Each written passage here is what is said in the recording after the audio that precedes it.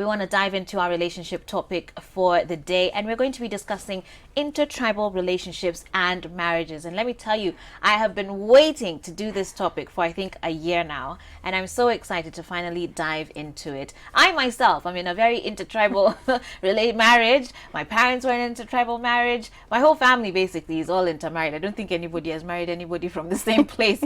So, karibuni sana to our guest here once again. We have the Jumas joining us. That's of course Duncan and Candy. Great to have you guys once again. Thank you. All right, so you two yourselves are an intertribal marriage. Yes. Tell us a bit about your backgrounds. I'm from the eastern part of Kenya. I'm from Meru. My husband is from like you don't know. I come from Western Kenya. Okay. Yeah, Bungoma to be specific. Bungoma. Yeah. Yes. Nice. Yes. So tell me about, kind of just when you were single and you guys were, one day aspiring to get married. Was it ever a consideration to you about tribe? Like, did that ever matter? Ladies first. Okay, I go. think for me it wasn't a problem. Okay. I think just like you mentioned, my family, my extended family mostly, people have married from different backgrounds. Some from Ukambani, from Nyanza, all over. So it was never an issue for me. Even my parents never had a problem about it. Okay. Yes. What about for you? I think at a personal level it wasn't really a problem, but growing up you'll always hear nuances. They'll tell you when you marry on this side or you lose your children, you know, just in case of anything. You marry on this other side, they will sit on you too much. When you marry from this side, be ready to be canned once in a while. So those nuances, you know, you'll be told things like that. You'll be told, the ladies in this community wear the trousers, you know. You'll be told. So sort of it's meant to help you filter out. But also when you go to school and you gain certain worldviews, like being a Christian, it also helps you weave through and make certain choices by yourself. Yeah. But it is not lost to me the fact that sometimes when you say, I'm marrying from this community, Right. the other guys say, you'll hear things like, we are glad, vizuri ni wendi utaishi na yeye, you know? But what they're telling you is, don't tell us, we didn't warn you and all that. So there are all those things that come up. Yeah. Oh my gosh. And those pressures can transcend to many different things. So as you've said, even how, couples resolve arguments, let's put it that way, rather than caned. How they resolve arguments. But even things like food. Oh my lord. Yes. Oh yeah. I used to be t-shirt about lunje, guys. So vile umesema Bungoma, because I mean, ugali nafaa ifikie kiasi hii. Like, I should tell you our story. Please do tell me your story. Was that a pressure for you? It was. It was an issue. The first year we got married, I mean, where I come from, we love warus, we love potatoes, we love putting everything together. Not everything together. So when we were dating, he once visited my house. I used to live with my sister, and I had this small packet of unga ugali, and it had already gone bad. Oh, no. He could not believe it, you know. And then that was a red flag. That's a red flag. How can this small packet of a quarter of flour have expired? Yeah. But also, as you said it, I mean, I always tell Linda, growing up, I saw food being mashed. And mashed food was meant for the kids, you know. Like, I'm a full-grown man. I can eat a full potato. Why do you need to mash it, you know?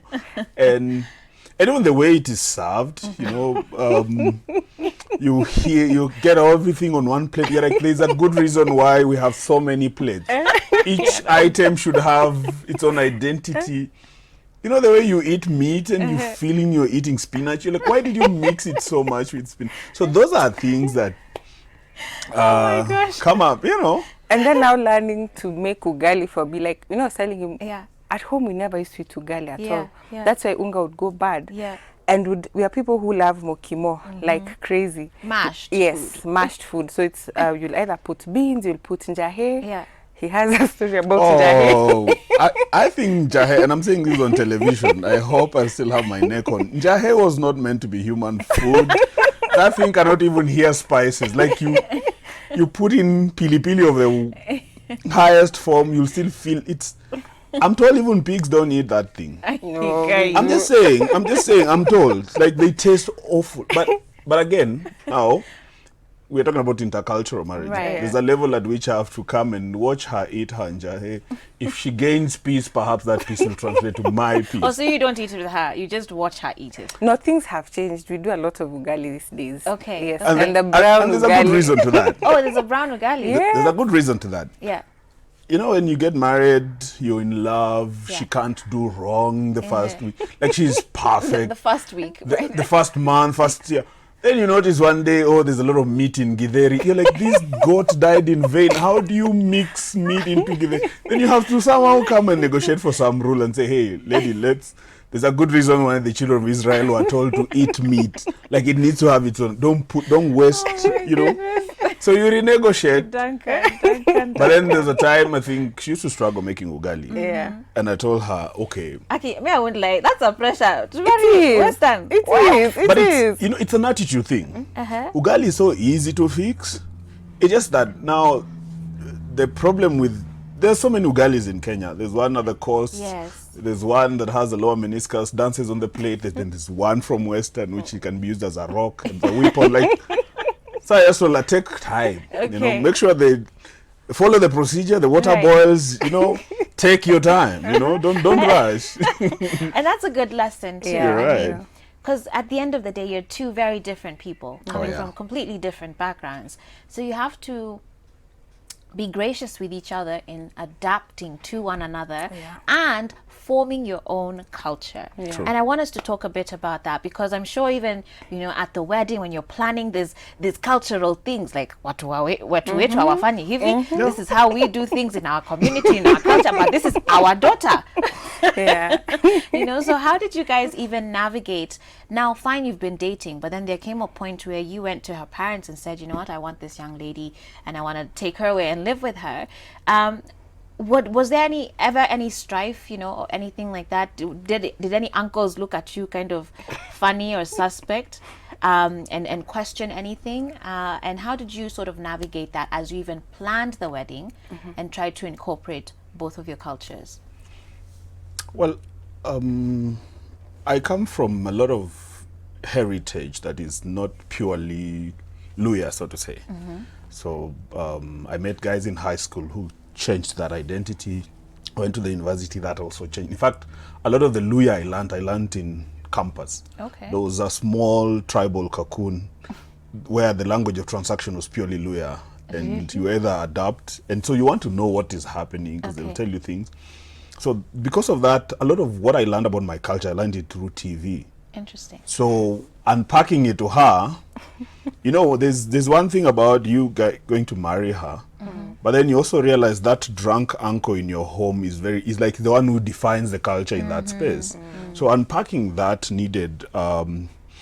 So I also went into just getting to know what are the things that she would think are red flags. A good example is in our culture, she's not supposed to greet my uncles. And now going behind that Like to I'm find not out, allowed to shake their hand. while her uncles will always Even when be she's doing it respectfully. You're not allowed. there's nothing like respect. Wave, the COVID wave, like just, you know.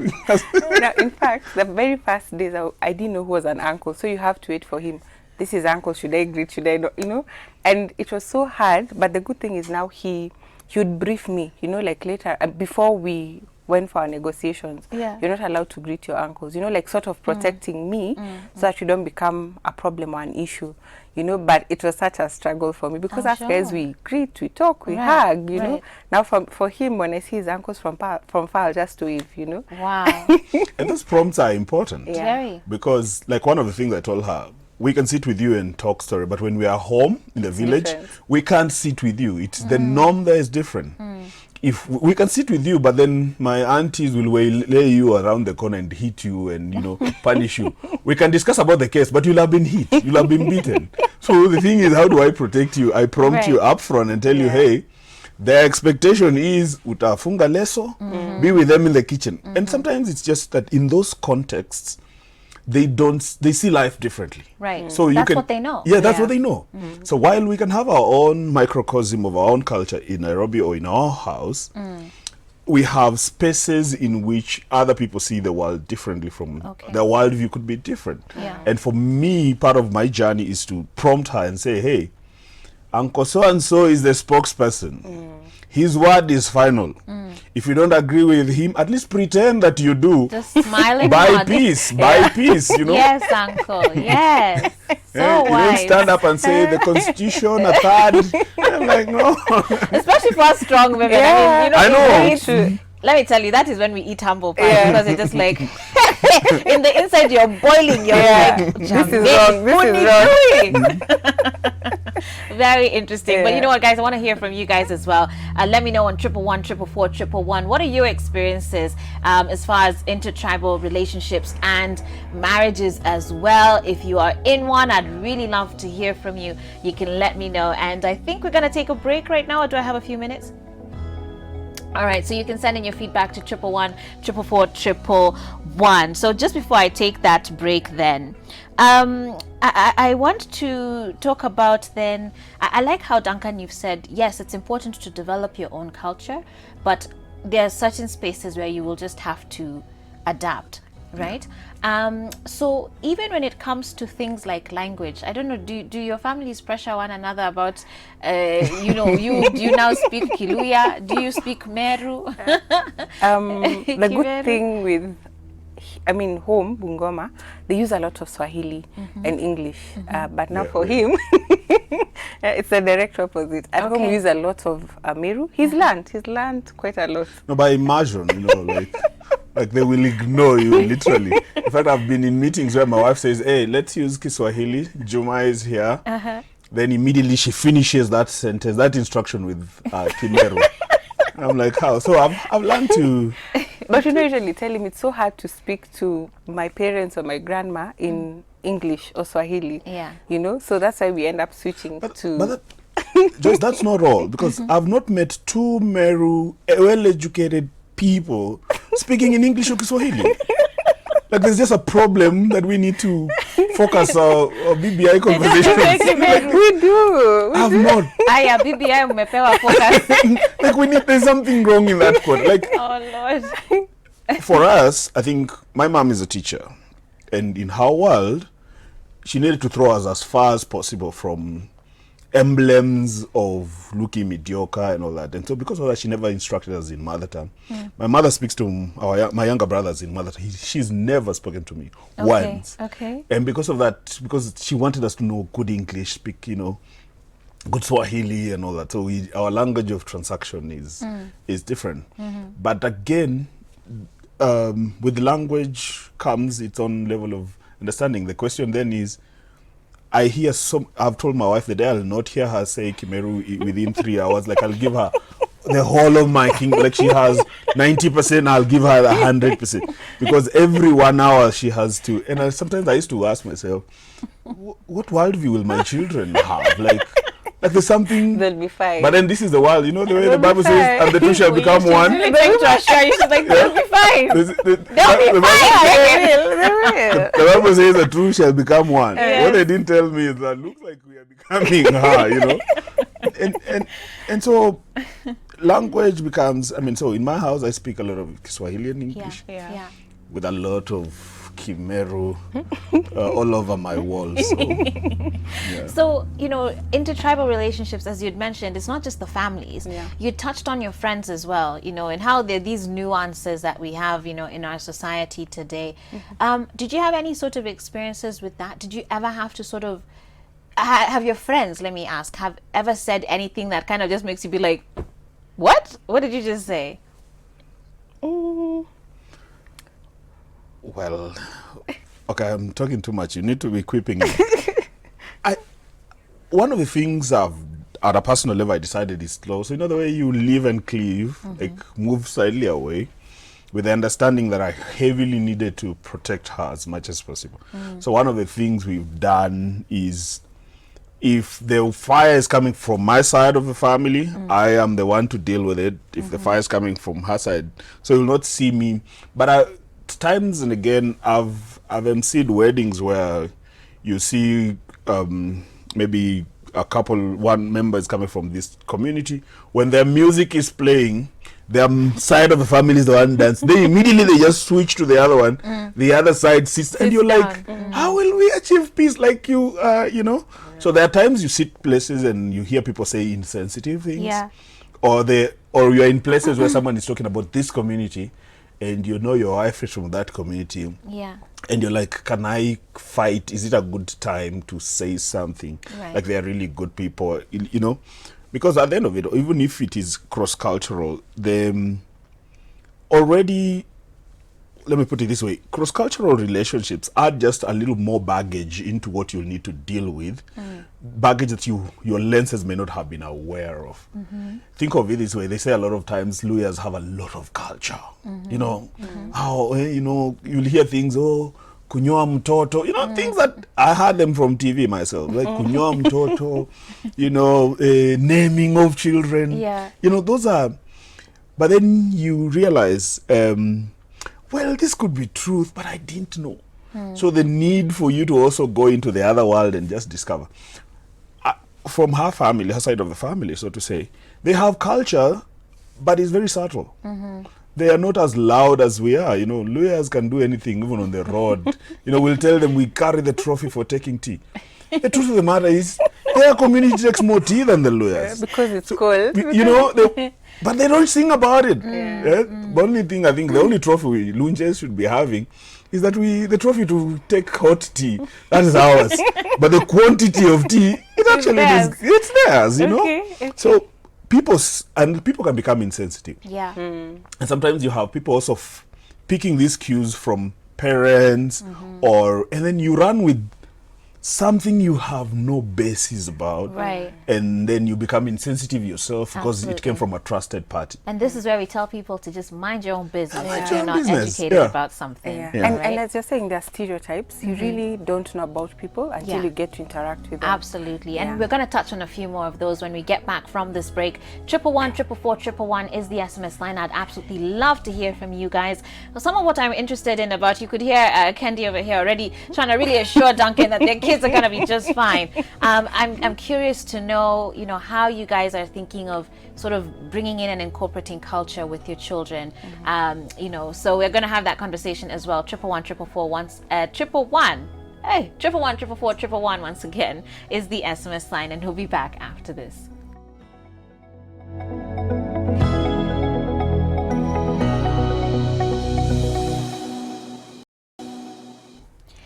All right, guys, well, welcome back to Full Circle with Joyce. I'm here with the Jumas, and we're talking about intertribal relationships and marriages. And of course, the reality is, as with any other relationship, you know, you guys are from different backgrounds, so there's things that you will definitely have to adapt to. It's just, sadly, some people have chosen to make tribe a baggage piece, you know, to add on to a relationship, whereas it should be something very beautiful that, you know, there's diversity between the two of you. So hata mimi niliulizwa maswali mengi sana, and I look at people and I'm just like, my friend, ni wewe ulinipea pete? Just chini, bro. Relax. Me, I'm good. But I have a lot of SMSs here now coming in, and I just want to touch on some of them. Someone here saying, hey, I'm Stella Nyaga.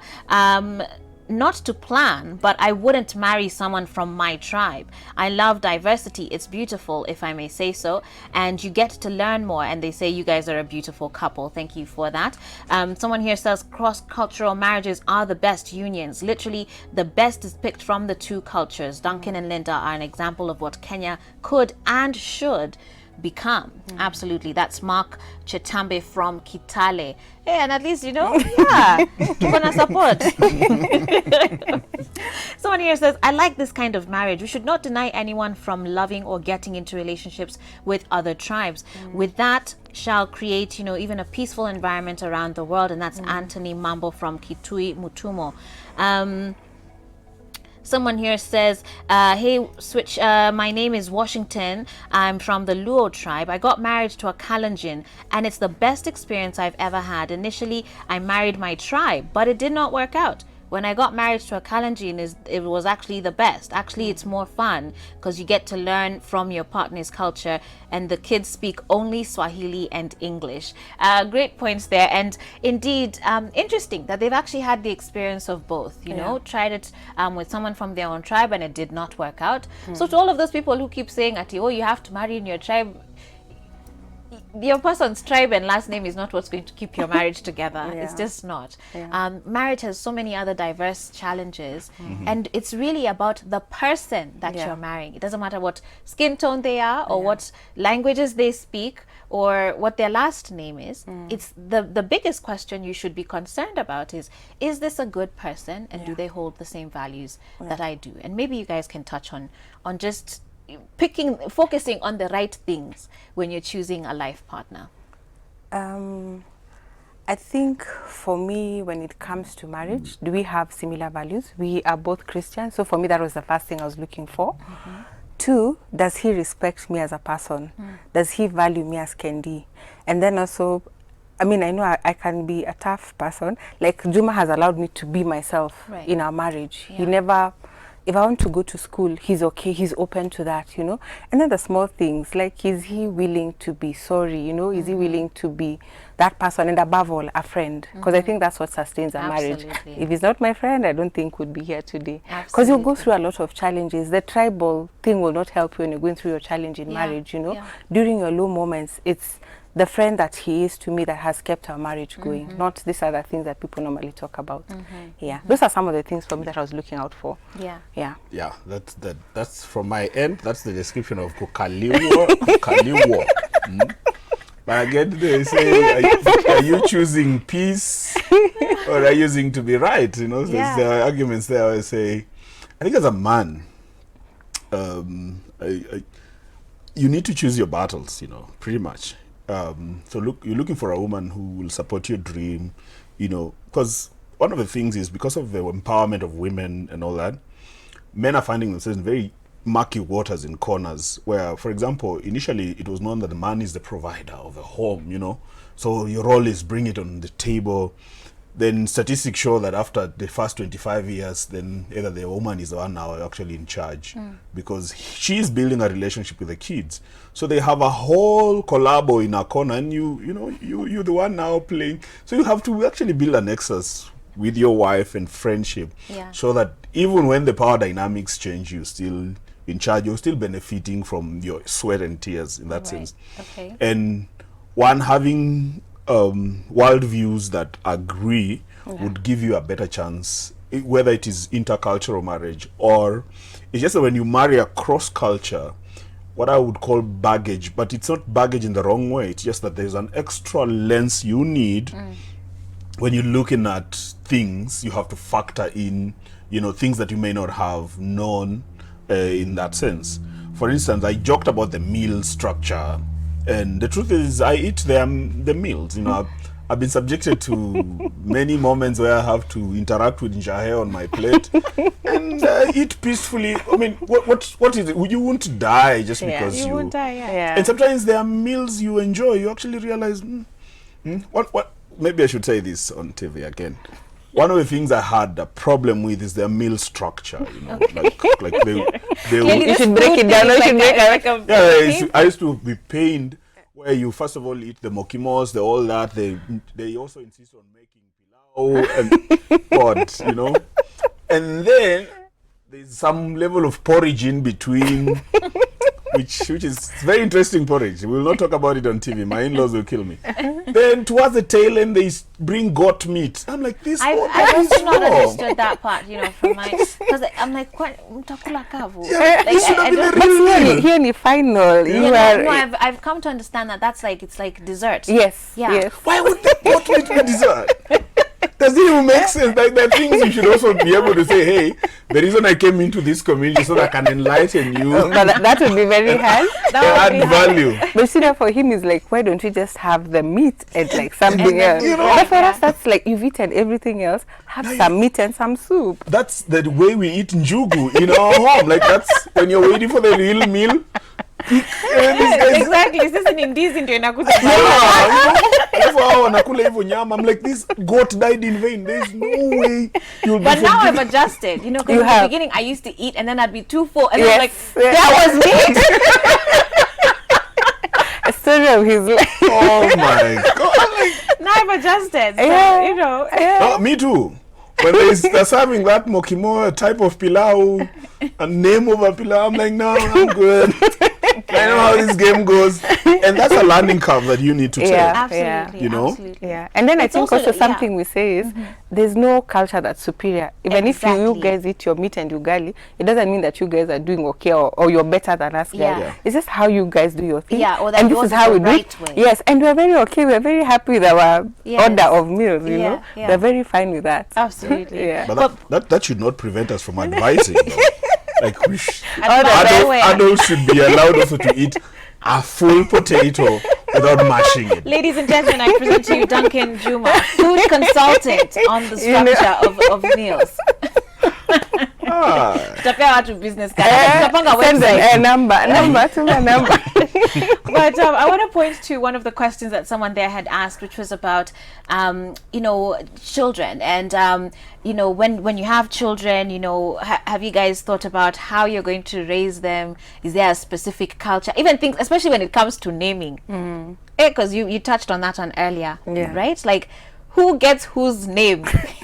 Otherwise, this is where we are hearing to jina zingine tunatokea.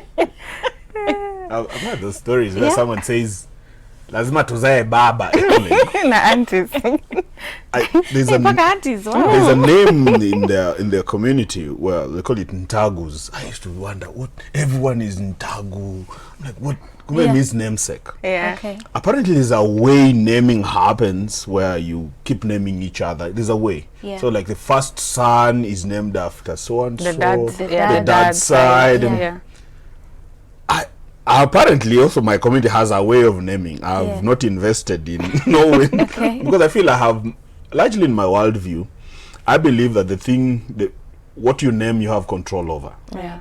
So I want to name my children, but we have to discuss and say, hey, can we agree? Okay. You know, can we talk about this? Yeah. And I think one of the joys of cross-cultural marriages is preempting those scenarios before they happen. Because you will fight. There are abuses, if I hurl them in my culture, they are stronger. But now I have to say them in Kiswahili. And I don't need, so I have to package them in a way that even after I've put my point across, I still have her intact. I've not, you know. So we will fight, we need to fight fair. But I also need to appreciate that even marriage is even hard just without the cultural mixed with. You know, personality-wise, my wife and I are East and West, you know. You know, she knows what we'll eat for Christmas. I have no idea why she would do that. But I'm like, for the sake of peace, you know, I have to cascade my ear. So those namings and all that come up, preempt them and have a discussion around them. I usually say this, that we will have points of departure.